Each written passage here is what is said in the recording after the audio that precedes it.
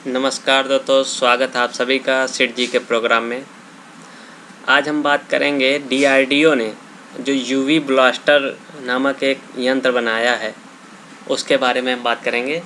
तो आइए जानते हैं मेंस से किस प्रकार से इसका लिंक हो सकता है यूपीएससी मेंस के लिए। तो महामारी से निपटने में विभिन्न संगठनों की भूमिका वाला जो चैप्टर है हमारा, ये पूरा कवर होगा इसमें, ठीक है। तो आइए जानते हैं ये चर्चा में क्यों है।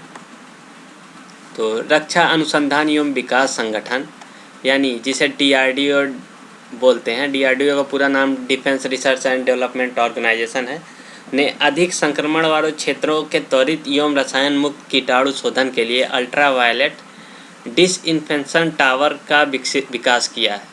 तो ये जो डिसइंफेक्शन टावर होगा कुछ इस तरह से एक टावर की तरह होगा या लंबाई में कुछ है, जिससे कि जो है अल्ट्रावायलेट रेडियो किरणें निकलेंगी, जिससे किसी चीज़ को कीटाणु मुक्त किया जाएगा। तो इस समय जैसा कि आप लोगों को पता है कोरोना वायरस काफ़ी अधिक फैला हुआ है, तो इस वजह से इसको बनाया गया है। आइए जानते हैं इसके प्रमुख बिंदुओं के बारे में। तो यूवी ब्लास्टर नाम का यह उपकरण एक अल्ट्रावायलेट आधारित क्षेत्र सैनिटाइजर है, जिसे डीआरडीओ की दिल्ली स्थित प्रतिष्ठित प्रयोगशाला laser science and technology centre द्वारा विकसित किया गया है। Laser science and technology centre को जो लैसटेक भी बोलते हैं। इस उपकरण में 360 डिग्री प्रकाश के लिए 254 LM वेवलेंथ पर 6 लैंप है, जिसमें से प्रत्येक लैंप की क्षमता 43 वाट UVC पावर है, ठीक है। तो इस उपकरण के माध्यम से 12x12 फुट आकार के कमरे को लगभग 10 मिनट और 400 फुट वर्ग के कमरे को 30 मिनट में कीटाणु मुक्त किया जा सकता है। देखिए, जब इस तरह से आसानी से होने लगेगा तो इसका मतलब कि जो सैनिटाइज करने की विधि है वो हमारी आसान हो जाएगी और हम जल्दी से जल्दी अधिक से अधिक लोगों को सैनिटाइज कर सकते हैं, या फिर किसी चीज़ को सैनिटाइज करना हो तो आसानी से कर सकते हैं। अचानक कमरा खुलने या मानवीय दखल पर यह सैनिटाइज़र बंद हो जाता है। इसका मतलब अगर कोई व्यक्ति अचानक से उस कमरे में अंदर आ जाता है या फिर कुछ अमानवीय दखलें उसमें दी जाती है या मनुष्य के द्वारा दखल दी जाती है, तो वो सैनिटाइज़र ऑटोमेटिकली बंद हो जाएगा। ये उसमें फीचर्स डले हुए हैं। आइए जानते हैं इसके प्रयोग किस तरह से होंगे। तो यूवी ब्लास्टर को प्रयोगशाला और कार्यालयों में ऐसे इलेक्ट्रॉनिक उपकरणों, कंप्यूटरों और अन्य गैजेटों की सतह को कीटाणु मुक्त करने में प्रयोग किया जा सकता है, जिन्हें रासायनिक विधियों से कीटाणु मुक्त नहीं किया जा सकता। यानी कि जिस चीज़ों को रासायनिक विधि से कीटाणु मुक्त नहीं किया जा सकता है उसको यूवी ब्लास्टर के प्रयोग से आसानी से किया जा सकता है। यह उत्पाद हवाई अड्डों, शॉपिंग मॉल, मेट्रो, होटल, कारखानों, कार्यालयों आदि क्षेत्र के लिए भी प्रभावी है, जहाँ लोगों की आवाजाही काफ़ी ज़्यादा होती है। यूवी आधारित इस क्षेत्र सैनिटाइजर को वाईफाई का उपयोग करते हुए लैपटॉप अथवा मोबाइल के माध्यम से दूरस्थ परिचालन के द्वारा प्रयोग किया जाएगा, ठीक है। तो अब इतना आसान फीचर हो जाएगा, तो इससे होगा कि कोई दूर रह के भी उस चीज़ को हैंडल कर सकता है और वाईफाई के माध्यम से भी उस चीज़ को ऑपरेशन कर सकता है, इससे कि जो इसको ऑपरेट करेगा उसको इससे दिक्कत नहीं आएगी, या फिर कोरोना वायरस से खुद को सुरक्षित नहीं, वो अपने घर बैठे भी उस चीज़ को सैनिटाइज कर सकता है इस जगह को।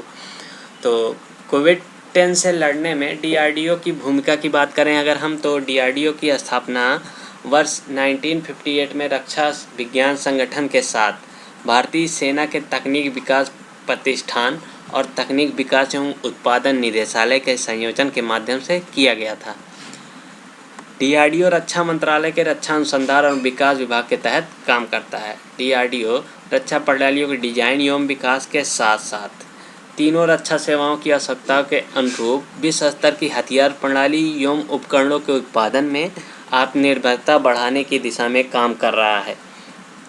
सशस्त्र बल और डीआरडीओ समेत रक्षा मंत्रालय के विभिन्न विंग्स देश में महामारी के प्रसार को रोकने का काफ़ी प्रयास कर रहे हैं और अपनी अपनी क्षमता के अनुसार विभिन्न प्रकार के उत्पादनों को डिजाइन और विकसित कर रहे हैं।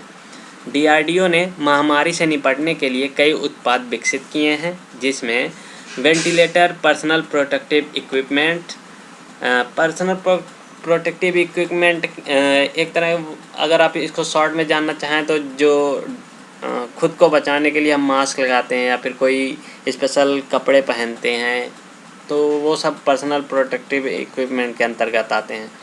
इनको बड़े क्षेत्रों को सैनिटाइज करने हेतु उपाय तथा कोविड-19 परीक्षण के नमूने एकत्रित करने हेतु कियोस्क आदि शामिल हैं, जो DRDO के तहत इनिशिएटिव लिए गए हैं जिनमें और DRDO ने एक mobile virology research and diagnostic laboratory भी विकसित किया है, जो कोरोना वायरस की जांच और अन्य कोविड-19 अनुसंधान तथा विकास गतिविधियों को गति प्रदान करेगी। यह मोबाइल वायरोलॉजी रिसर्च लैब कोविड-19 के निदान और वायरस संवर्धन में ड्रग स्क्रीनिंग हेतु प्लाज्मा थेरेपी, टीके के प्रति रोगियों की व्यापक प्रतिरक्षा प्रोफाइल आदि में सहायक होगी। तो जो ये हमने स्रोत लिया है ये PIB से लिया। अगर आप चाहते हैं तो PIB की वेबसाइट पे विजिट कर सकते हैं और अधिक जानकारी चाहिए तो आप कमेंट बॉक्स में अपना क्वेश्चन डाल सकते हैं।